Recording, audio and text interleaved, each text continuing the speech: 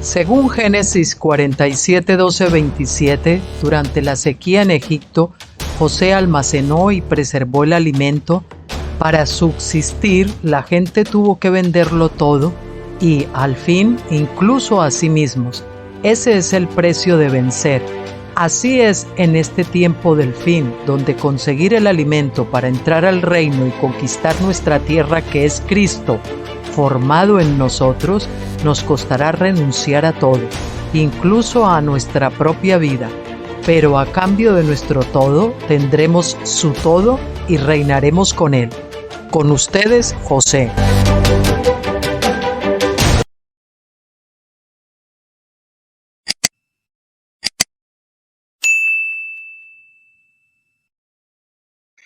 Hola, muy buenas tardes a todos, bienvenidos. En España son las 5:15 y es el día 16 de octubre. Y aquí estoy con ustedes para comenzar la semana.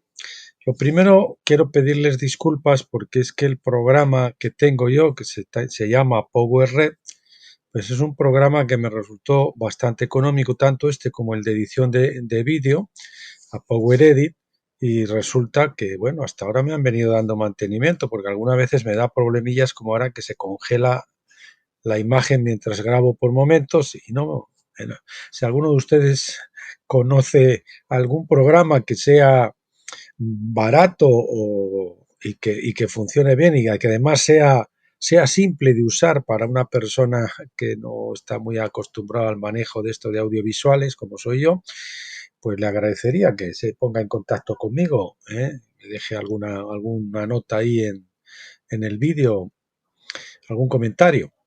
Bien, pues dicho esto, nada, pasamos al tan anunciado libro que se titula La lucha por la primogenitura o por el derecho de nacimiento, porque es que el derecho de nacimiento es un poquito complejo, como vamos a ver hoy en parte, y tiene el mandato de dominio y el mandato y la primogenitura por otro lado, y uno se acaba liando. Yo ya lo he leído muchas veces y siempre me acabo liando, no sé cuál es cuál. En fin, y, y vamos a estar estudiando este libro que pues he decidido meterlo ahora porque porque el tema que estamos viviendo, pues la actualidad que estamos viviendo, pues así lo requiere, ¿no?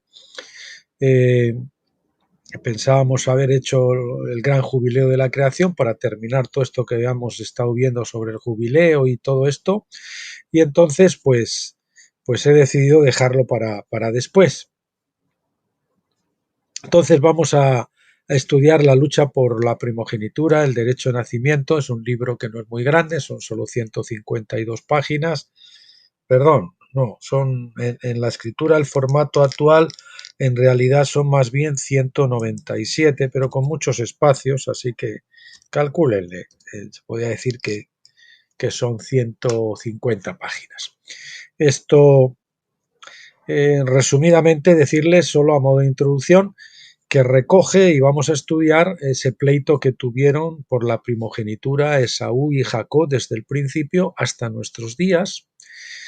Ustedes saben cómo tuvo la primogenitura y la bendición Jacob, que fue en ambos casos, uno primero fue por una especulación del precio, porque la vendió por el plato de guiso, y la otra fue robada.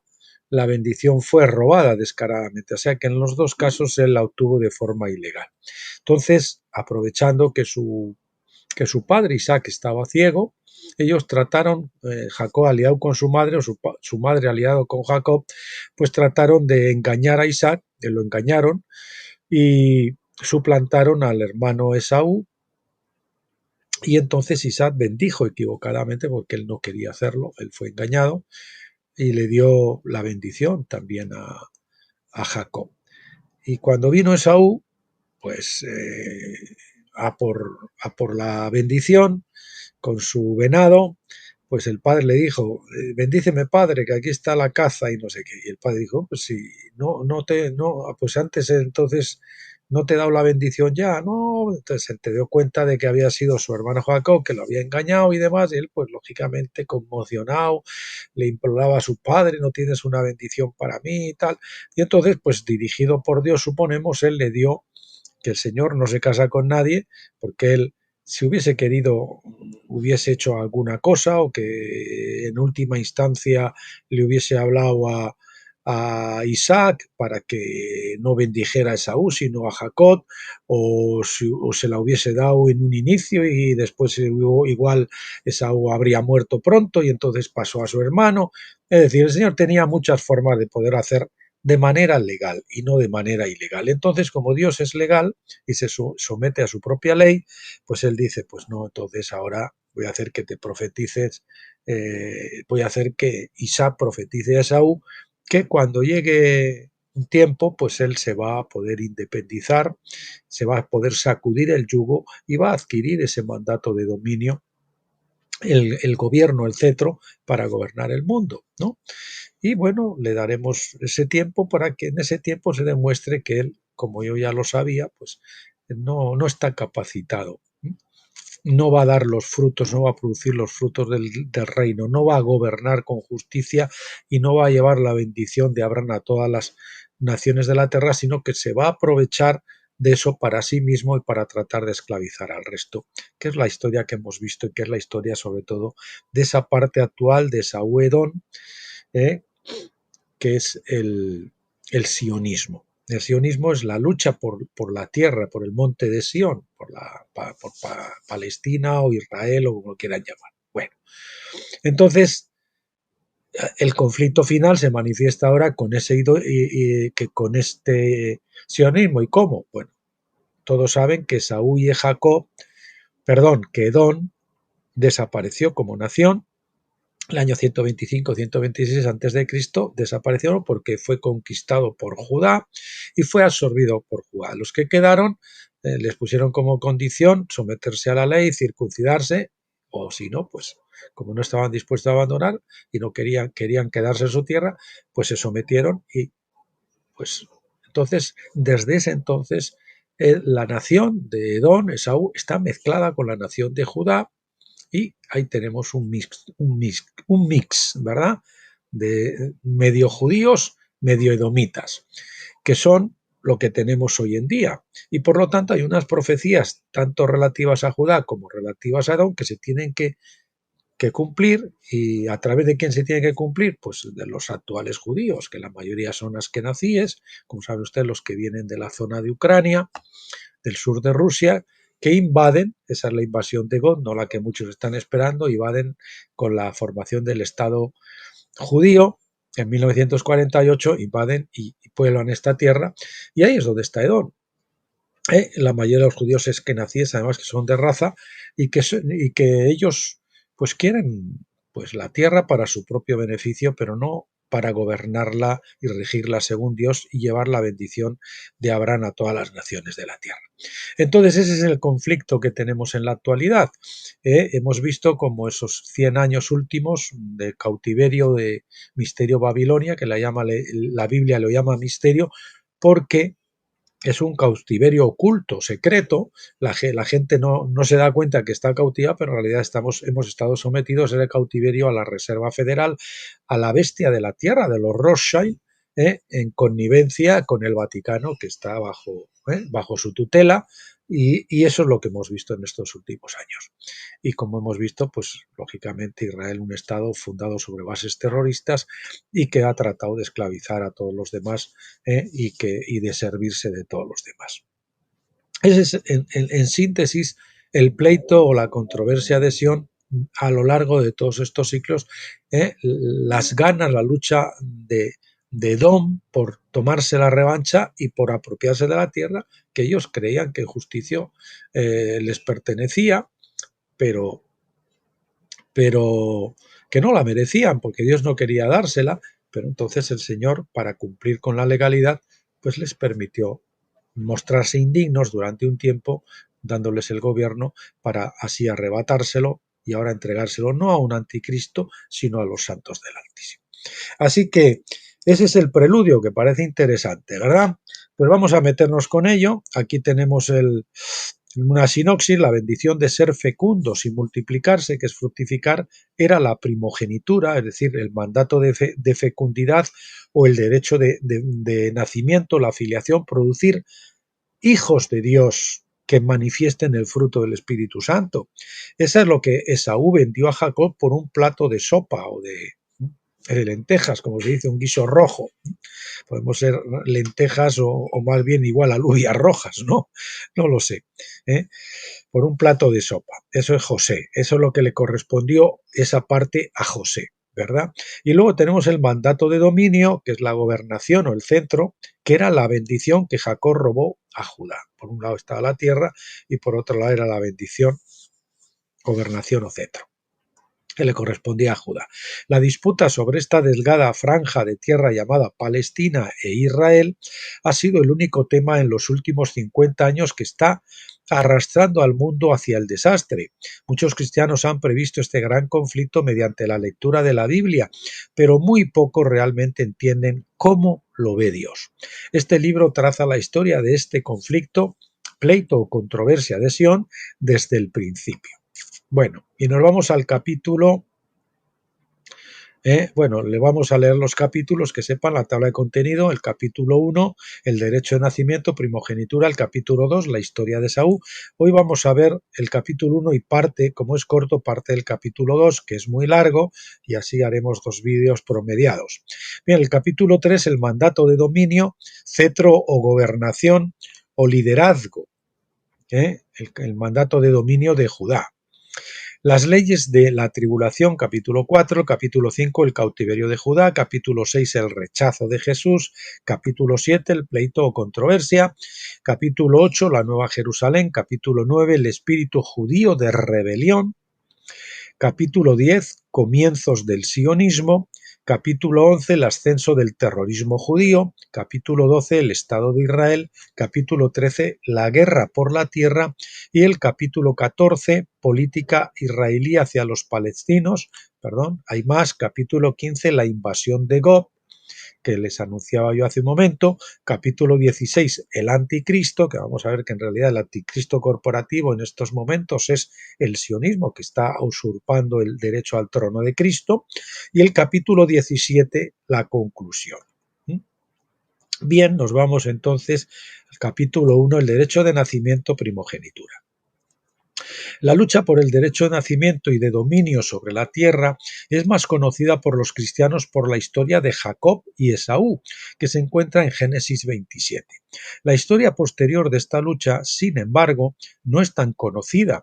Por esta razón, muchos cristianos no entienden realmente la lucha actual, llamada en Isaías 34:8 el pleito de Sión o la controversia de Sión. Si los cristianos entendieran esta lucha histórica, tendrían una visión muy diferente de la profecía bíblica de la que es popular hoy en día. Hay dos lados principales de estudio que forman la columna vertebral de la profecía bíblica. El primero es el conocimiento de los días de fiesta de Israel, que hemos cubierto bastante bien en nuestros libros Las leyes de la segunda venida. Y el segundo es el conocimiento de la historia del derecho de nacimiento desde Adán hasta el presente. Este segundo lado es el que vamos a cubrir en este libro. Bien, el libro Las leyes de la segunda venida hablamos de las fiestas de primavera, que son referentes y profetizan de la primera venida de Cristo, de la primera hora de Cristo, y después tenemos las fiestas de otoño, trompetas, expiación y tabernáculos, que profetizan de la segunda venida y la segunda obra de Cristo. Este libro lo acabamos de grabar, ustedes lo pueden tener por escrito, descargar gratuitamente, y también, si quieren, además con explicaciones mías añadidas que les pueden ayudar si son nuevos en los libros del Dr. Stephen Jones, lo tenemos completamente grabado en vídeo en nuestro canal de YouTube. Bien, avancemos. El mandato de dominio, cetro, gobernación o liderazgo. Hay dos partes en el derecho de primogenitura dado a Adán al principio, son el mandato de dominio y el mandato de fecundidad o fructificación. El mandato de dominio se da en Génesis 1:26. Entonces dijo Dios: Hagamos al hombre a nuestra imagen, conforme a nuestra semejanza, y señoree. Ahí tenemos el mandato. Señoree, gobierne. La palabra hebrea es radat, terminado en H, radat, tenga dominio sobre los peces del mar, sobre las aves del cielo, sobre los ganados, sobre toda la tierra y sobre todo animal que se arrastra sobre la tierra. En este mandato de dominio vemos que la intención de Dios para el hombre es gobernar. La palabra hebrea es radak, que literalmente significa tenga dominio. Este, entonces, es el mandato de dominio inicial, es lo que puso a Adán como rey sobre toda la tierra. Muchos rivales para este trono han surgido durante los siglos. El primero notable fue Nimrod, el fundador de Babilonia, Génesis 10:10. Nimrod literalmente significa rebelde. Él se rebeló contra el gobierno de Noé y Sem, el constructor de Jerusalén, y estableció una ciudad-estado rival a la que llamó Babel o Babilonia. Desde ese momento, los hombres han soñado con dominar el mundo y hacer de todos los hombres la servidumbre de su imperio mundial. Sin embargo, todos estos rivales al trono han tenido la intención de gobernar por sus propias leyes, en rebelión contra la ley divina y Cristo, el Rey ungido por Dios. El mandato de dominio dado a Adán no conllevó las reglas o consejos que pudieran ayudarle a gobernar la tierra correctamente, ya que Adán fue creado a la imagen de Dios. El gobierno mundial adecuado era un hecho. Pero después de que Adán pecó y perdió la gloria de Dios, no pasó mucho tiempo antes de que la levadura del pecado diera al hombre caído la idea de que el dominio significaba esclavizar a otros y forzarlos a hacer la voluntad de los gobernantes sin importar nada. No es hasta que la ley divina fue dada a Moisés que empezamos a ver una idea más clara de la voluntad de Dios en cuanto a qué es ejercer dominio adecuadamente. El primer mandamiento mismo, aplicado a los gobernantes, significaba que los gobernantes debían gobernar sus dominios estando ellos mismos sometidos a Dios.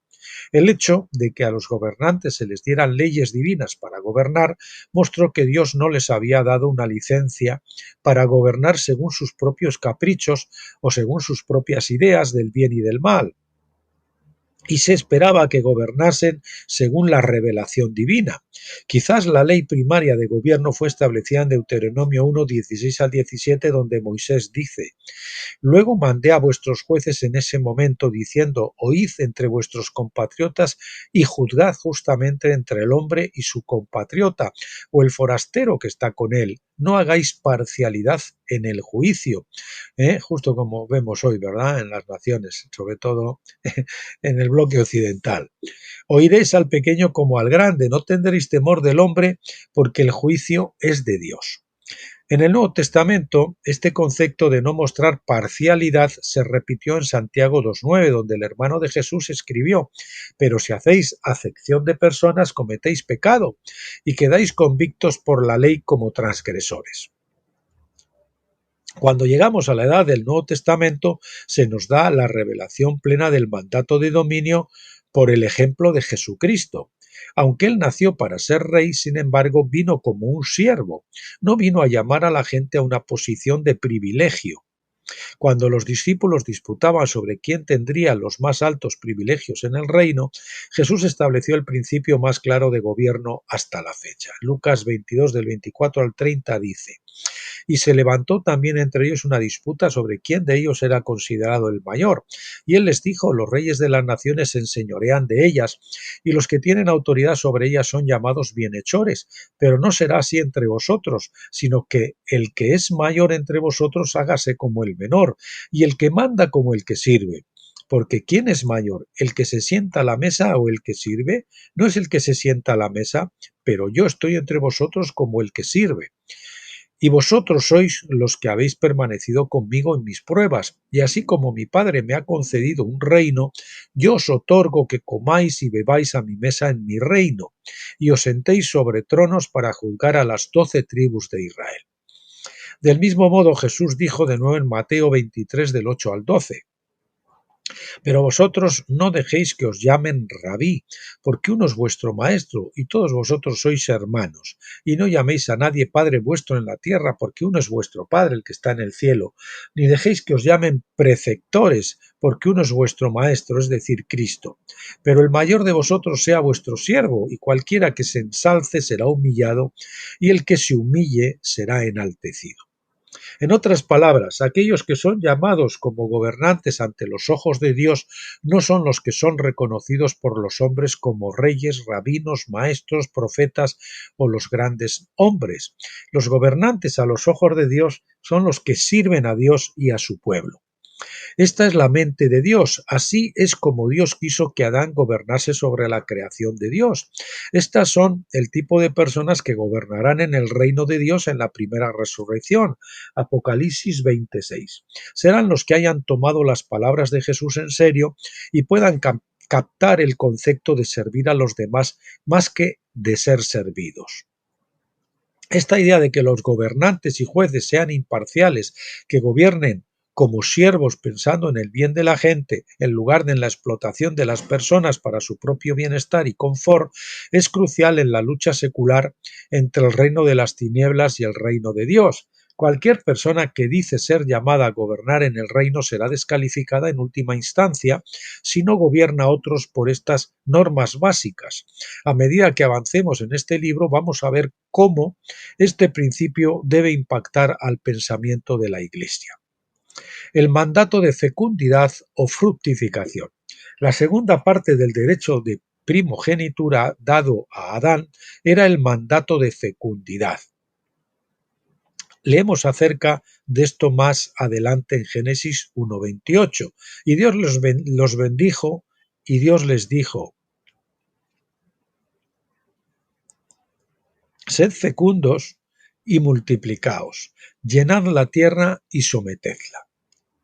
Sed fecundos y multiplicaos. Ahí tenemos, y llenad la tierra y sometedla, ahí tenemos el mandato de fructificación o fecundidad. La intención de Dios no era simplemente llenar la tierra con hombres de mente carnal. Su intención era llenar la tierra de hijos e hijas de Dios. Su intención era llenar la tierra de hombres y mujeres a su imagen. En la ley de la biogénesis, es decir, igual engendra igual, es decir, de vacas salen vacas, de Adán nacen adanitos.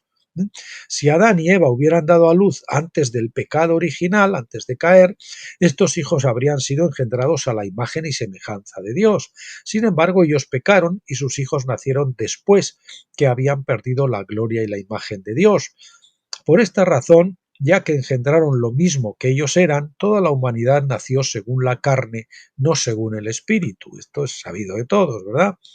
Aún así, todavía es la intención de Dios cumplir con este mandato de producir hijos de Dios. Romanos 8:19 habla de la manifestación o revelación de los hijos de Dios.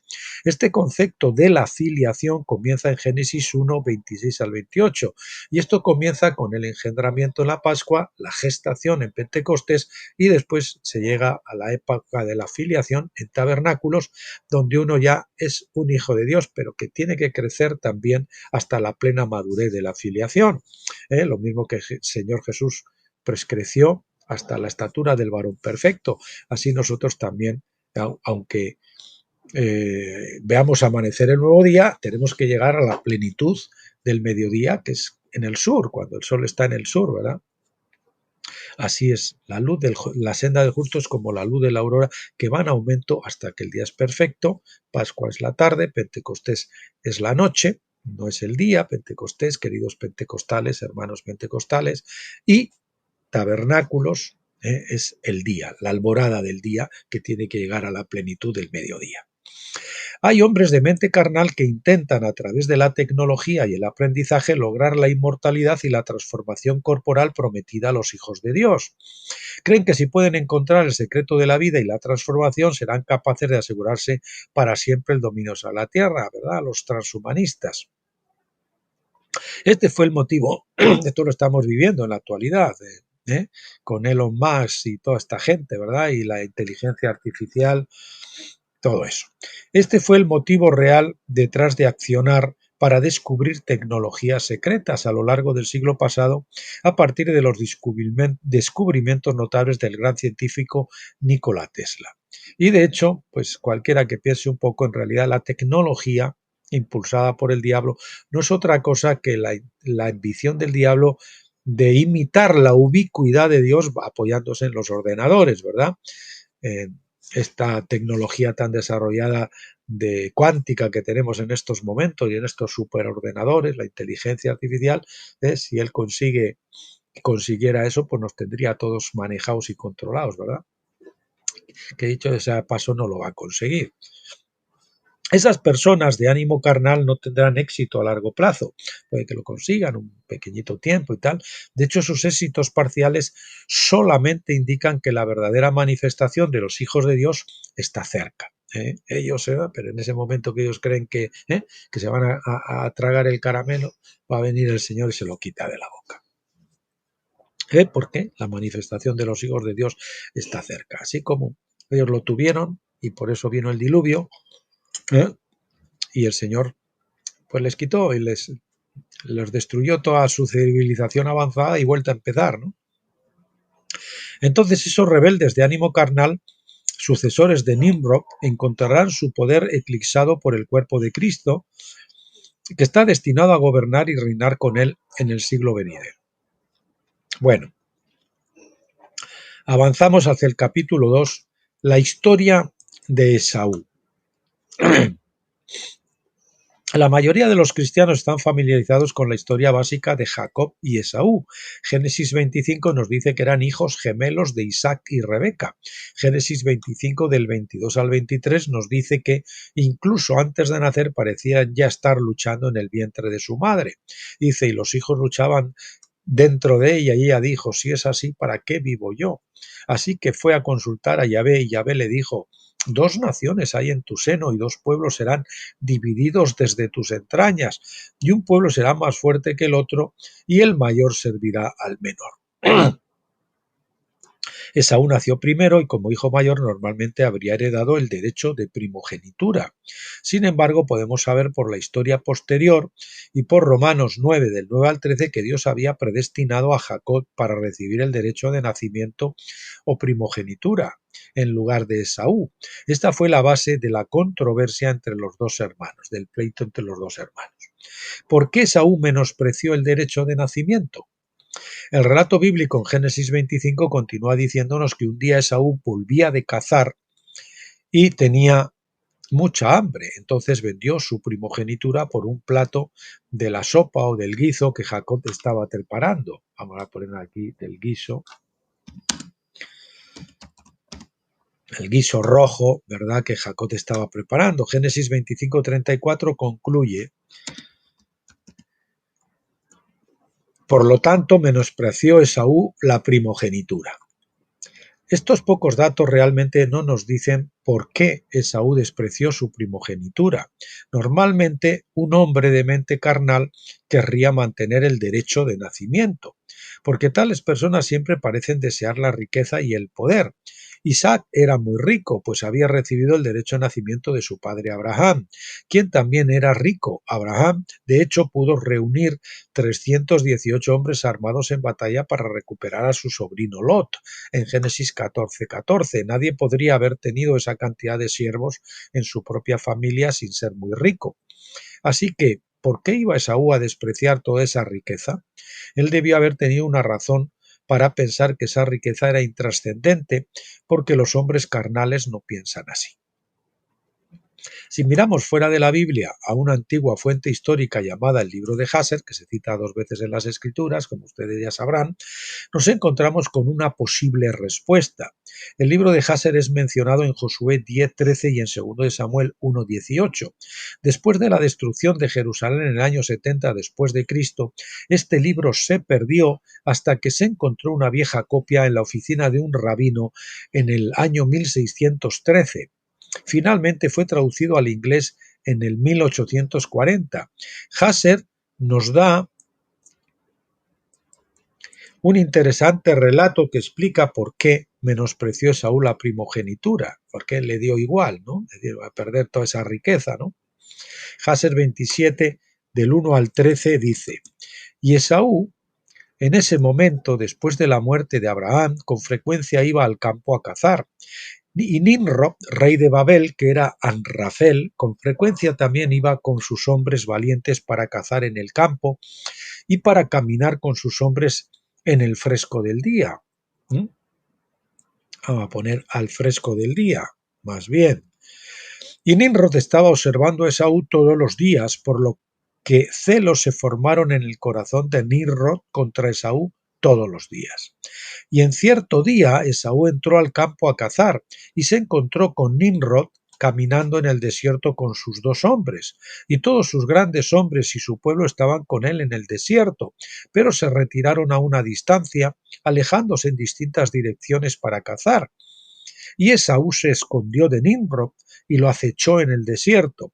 Y Nimrod y sus hombres que estaban con él no lo conocían.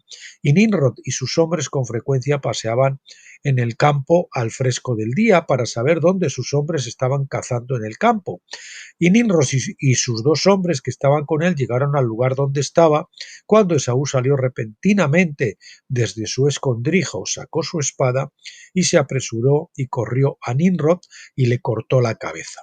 Y Esaú se enfrentó en una lucha desesperada con los 2 hombres que estaban con Nimrod, y cuando lo llamaron, Esaú se volvió hacia ellos y los hirió hasta la muerte con su espada. Y todos los hombres poderosos de Nimrod, que lo habían dejado para ir al desierto, escucharon los gritos a lo lejos y sabían que eran las voces de los 2 hombres.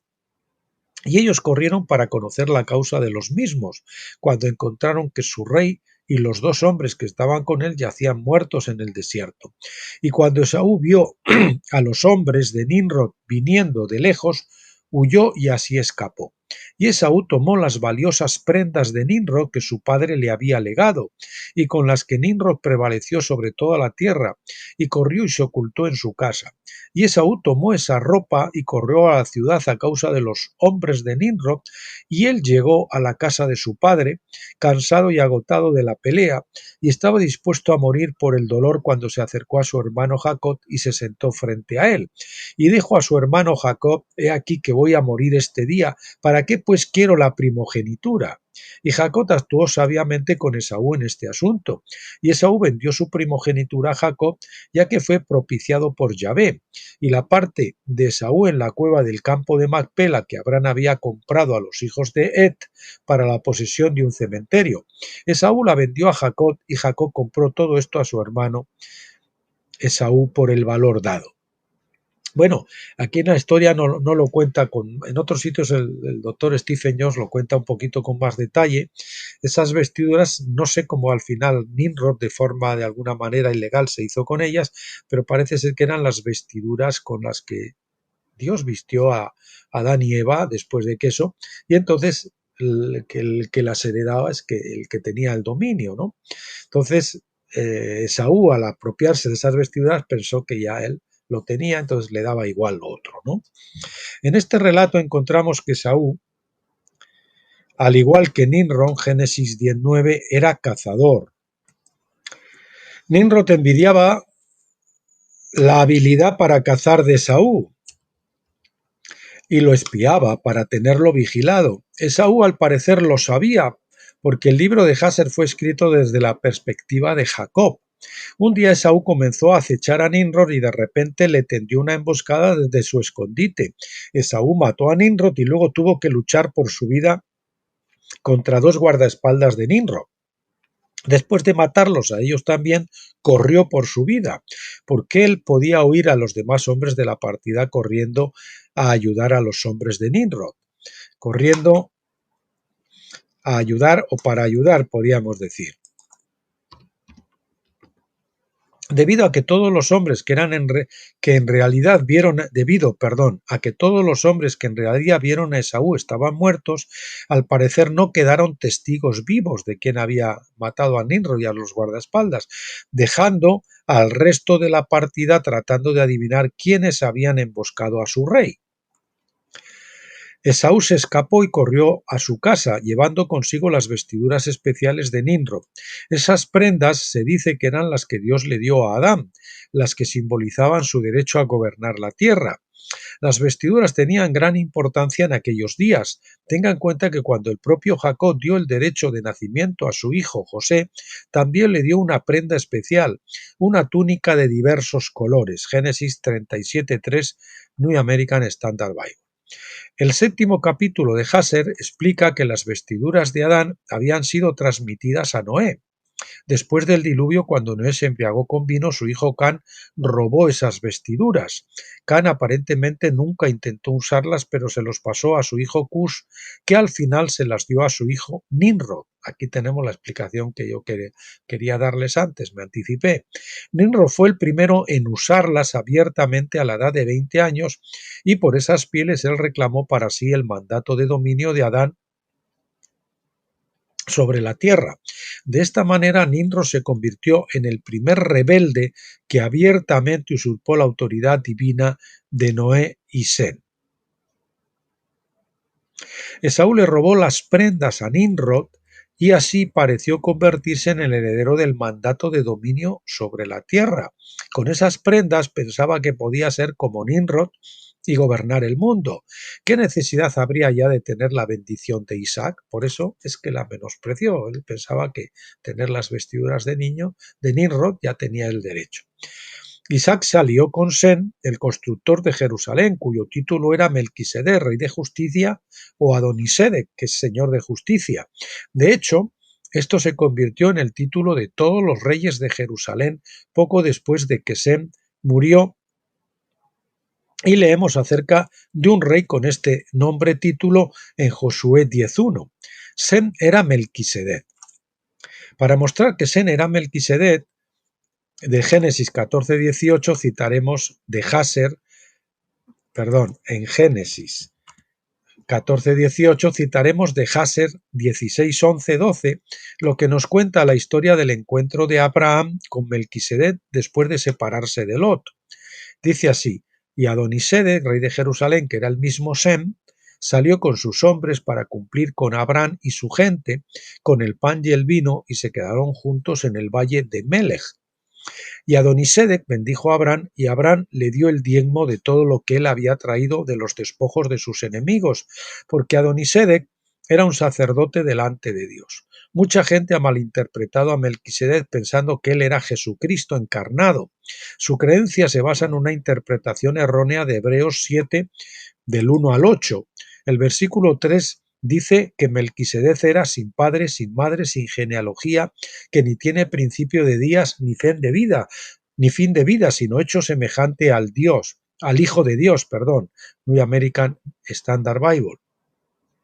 Esto debe ser tomado en el contexto del versículo 6. Hebreos 7:6 dice en la Biblia King James, pues pueden decir si quieren la Reina Valera, pero aquel cuya genealogía no es contada de entre ellos recibió diezmos de Abraham. La New American Standard Bible dice, pero aquel cuya genealogía no es contada por ellos, tomó de Abraham los diezmos. En otras palabras, la genealogía de Melquisedec no se cuenta, traza o registra por el escritor bíblico, y de esta manera es también un tipo de Cristo. No dice que Melquisedec literalmente no tuviera padres, solo dice que simplemente aparece de la nada en el texto bíblico sin ninguna explicación de quién era o de quién eran sus padres. Este silencio divino en el texto bíblico fue hecho a propósito con el fin de hacer de él un tipo de Cristo. No es que fuera Cristo, sino un tipo de Cristo, es decir, uno como un hijo de Dios. Bien, si vemos las cartas genealógicas de Génesis 11 como lo hicimos en la página 17 del libro Secretos del Tiempo, que son todos los libros fundamentales para entender los libros del doctor Stephen Young, porque es el que nos habla de los ciclos proféticos y cómo se van cumpliendo a lo largo del tiempo, los que quedan por cumplirse en los ciclos proféticos en los que estamos incursos, etcétera. Eso nos ayuda a situarnos en el Kairos de Dios y a saber lo que el Señor está haciendo. Bien, encontramos en ese libro que Sem sobrevivió hasta el tiempo de Abraham. De hecho, Sem murió cuando Isaac tenía 50 años. Las tradiciones judías enseñan que Sem construyó Jerusalén y por tanto era su rey. Todavía estuvo vivo durante la vida de Abraham. En consecuencia, solo sería razonable que Abraham le pagara el diezmo a él, porque él era el verdadero rey de toda la tierra y era titular del derecho de nacimiento. De hecho, debido a que Sem sobrevivió a Abraham, Abraham nunca recibió la primogenitura, aunque estaba en la fila para recibirla, ¿eh? Por lo tanto, pasó directamente de Sem a Isaac, y esta es la razón por la que la narración bíblica no nos dice sobre el derecho de nacimiento hasta que los hijos de Isaac se pelearon por él. Ese es el Melquisedec, era un título en realidad que pasaba, iba pasando de Adán pasó a otro, luego al final a Sem, de Sem pues pasó a Isaac, etcétera, etcétera. A David, por ejemplo, sacerdote según el orden de Melquisedec. Esaú es Edom, Idumea, el monte Seir, Temán y Amalek. Pues todas esas nombres nos hacen relación a Esaú, a Edom, Idumea, el monte de Seir, Temán y Amalek. Entender quién es Esaú y cómo su vida ha afectado a la historia moderna es de suma importancia en el estudio de la profecía bíblica. Los descendientes de Esaú fueron llamados por varios nombres en la Biblia. El primer nombre fue Edom, que significa rojo, como leemos en Génesis 25:30 en la New American Standard Bible. Y Esaú dijo a Jacob: te ruego que me des a comer de ese guiso rojo, pues estoy muy cansado. Por lo tanto fue llamado su nombre Edom, rojo. El nombre hebreo Edom a veces se escribe en su forma griega Idumea. Ambos son el mismo nombre, pero escritos en diferentes idiomas. Al casarse con la hija de Seir, el Horeo, Esaú hizo una alianza con él y luego se fue a vivir con esa familia cananea, como leemos en Génesis 36:8. Entonces Esaú vivió en la región montañosa de Seir. Esaú es Edom. Hasser confirma esto, el libro de Hasser, diciendo que la razón por la que se alejó se debió a disputas con los cananeos por las tierras de pastoreo y los derechos de agua. Luego se casaron con la familia de Seir, el Horeo, y dio a sus hijas en matrimonio a los hombres de esa familia, Hasser 30:29. Finalmente, en una disputa, la familia de Esaú destruyó a la familia de Seir, el Horeo, y así heredó toda esa tierra. Y así el monte de Seir se convirtió en la herencia de Esaú, la tierra de Edom, y es identificada en la escritura más tarde. Se encuentra al sur del Mar Muerto hasta el final del Golfo de Acaba, en el Mar Rojo. En Ezequiel 35, la profecía contra los descendientes de Esaú se dirige contra el monte de Seir y todo Edom, la New American Standard Bible, en el 35:15. El profeta también dirige sus profecías anti-Esaú contra Temán en Ezequiel 20:46 y en el 25:13. Temán era el reino de Esaú a través de Elifaz, Génesis 36:11. Elifaz también tuvo un hijo llamado Amalek, Génesis 36:12, quien estableció una tribu edomita prominente que fue uno de los enemigos más feroces de Israel. Se establecieron al este de Edom entre Canaán y Egipto. Los amalecitas fueron los que atacaron a Israel cuando salieron de Egipto bajo Moisés. Israel ganaba la batalla siempre y cuando Moisés intercedía por Israel con las manos levantadas, Éxodo 17:11. En Éxodo 17:16, después de que Israel había derrotado a las amalecitas en la batalla, Dios le dijo a Moisés, y dijo: Yahvé lo ha jurado, Yahvé tendrá guerra contra Amalek de generación en generación. Y eso pues sabe que representa la carne, y todos tenemos que luchar siempre contra la carne generación tras generación. A partir de ese momento en adelante, los profetas identifican sistemáticamente a los descendientes de Esaú con la carne, con la carnalidad, ¿verdad? Los profetas identifican sistemáticamente a los descendientes de Esaú como enemigos de Israel, que serían derrocados en los últimos días. El libro de Abdías tiene solo un capítulo, pero está enteramente dedicado a este tema. Se dice en el versículo 18 que la casa de Esaú sería consumida como un campo de rastrojos es consumido por el fuego. Dice así, versículo 18, entonces la casa de Jacob será un fuego, y la casa de José una llama, y rastrojo la casa de Esaú. Los que los quemarán y los consumirán, y no quedará sobreviviente alguno de la casa de Esaú, porque Yahvé ha hablado. Curiosamente, el fuego se dice que es en primer lugar la casa de Jacob, Israel, y más específicamente la casa de José. Usted recuerda que José era el titular del derecho de nacimiento y portaba el nombre de Israel, el nombre de la primogenitura que ha usurpado el actual Estado de Israel, que en realidad es Judá. Judá mezclado con Edom, ya que Jacob había dado ese nombre a los hijos de José en Génesis 48:16, y esto lo hicieron para engañar a la iglesia cegada, como estuvo ciego Isaí, una iglesia cegada, la Odisea, que necesita colirio, pues ha sido engañada por estos sionistas para creer que son Israel y que era el cumplimiento de las profecías. Esto muestra un conflicto en particular entre José y Esaú. La razón es que ambas casas lucharían por el derecho de primogenitura. Esaú lo había perdido y su descendencia desearía continuamente recuperarlo. José finalmente lo había recibido, pero iba a perderlo temporalmente en los últimos días. La lucha por la primogenitura es llamada el pleito de Sión en la versión King James en Isaías 34:8. La New American Standard Bible dice: porque Yahvé tiene un día de venganza, un año de retribuciones en el pleito de Sión. En la nota al pie de la New American Standard Bible se dice que la causa es en el sentido de controversia. Ellos representan la causa en el sentido de una causa legal. La palabra hebrea es reeb, y la concordancia de Strong dice que es un concurso personal o legal. En otras palabras, Dios tiene fijada una fecha de corte o audiencia en el tribunal para Edom, porque él tiene una causa legal o controversia en cuanto a Sión, es decir, respecto a la administración del reino. Debido a que la Sión original fue el lugar de la sede del gobierno de David, Sión se convirtió en un símbolo de la admisión del reino. Y estamos citando Sión sin acento. Ustedes saben que Sión se refiere al monte del templo, al monte donde estaba David, donde vivía David. Pero el monte Sión con acento, como nos dice, creo que es Deuteronomio, es el monte Hermón, donde el Señor se transfiguró y donde alude a la Nueva Jerusalén. Sión con acento es el monte Hermón, la Nueva Jerusalén. Sión sin acento es la vieja Jerusalén. Bueno, debido a que la Sión original fue el lugar de la sede del gobierno de David, Sión se convirtió en un símbolo de la administración del reino. Por supuesto, a este lado de la cruz, nosotros creemos que la Nueva Jerusalén tiene prioridad sobre la vieja Jerusalén. Y del mismo modo hay una nueva Sión, en este caso con acento, que es distinta de la ubicación original. Esto se discute más adelante en el capítulo 8.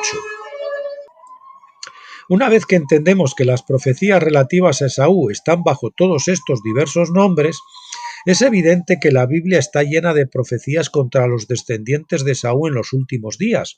Sin embargo, muchos no se dan cuenta de esto debido a que muchas declaraciones proféticas se dirigen a uno de los otros nombres, Edom, Idumea, Seir, Temán o Amalek, no a Esaú, pero en realidad todas se refieren a lo mismo.